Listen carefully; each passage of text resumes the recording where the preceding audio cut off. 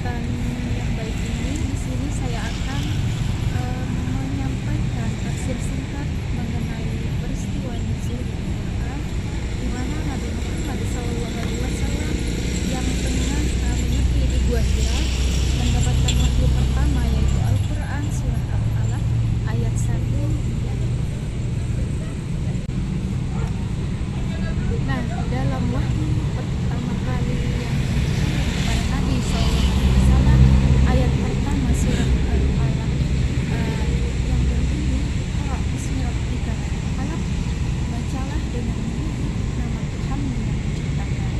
Dalam tafsir Al-Misbah jilid 15 oleh Quraisy Shihab, Nabi Muhammad SAW diperintahkan untuk membaca guna lebih memantapkan lagi artinya. Ayat pertama tersebut bagaikan pernyataan agar Nabi Muhammad SAW membaca wahyu dan ilahi yang sebentar lagi akan diterima beliau secara berangsur-angsur. Beliau juga mesti membaca alam beserta masyarakat di sekelilingnya. Rasulullah diperintahkan untuk membaca segalanya dengan syarat hal tersebut dengan menyebut nama Tuhan yang telah menciptakan semua makhluk. Membaca dalam hal ini diartikan tidak hanya sebagai membaca, akan tetapi juga menelaah dan menyampaikan segala hal yang tidak dapat kita tahu. Nah, dari penjelasan Iqra bismi rabbik tadi, Al-Quran tidak memerintahkan untuk membaca, tetapi juga dengan segala Nah, kalimat tersebut bagai menyiratkan agar segala aktivitas manusia bergerak dengan cara melingkari Tuhannya.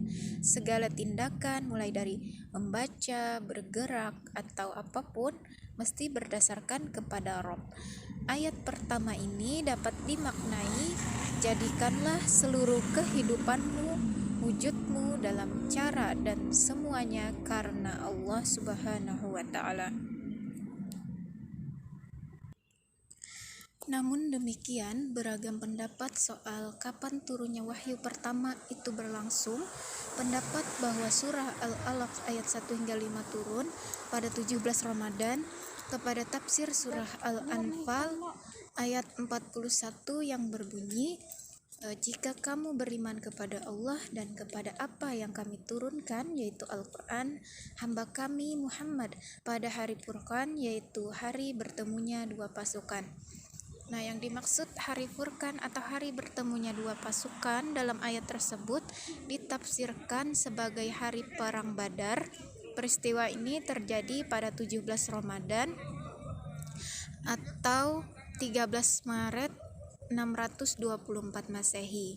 Nah, dalam perang tersebut umat Islam yang hanya berkekuatan 313 hingga 317 orang mampu mengalahkan kaum kafir Quraisy Makkah yang mampu 950 hingga 1000 orang. Nah, oleh karena hari Furqan ditafsirkan sebagai 17 Ramadan, maka sebagian kalangan menyebut malam turunnya Al-Quran terjadi pada tanggal tersebut pada 610 Masehi, ketika Nabi Muhammad SAW berusia 40 tahun. Al-Quran diturunkan secara bertahap sebagai jawaban demi jawaban atas masalah yang dihadapi Rasulullah dan umat Islam selama hampir 23 tahun.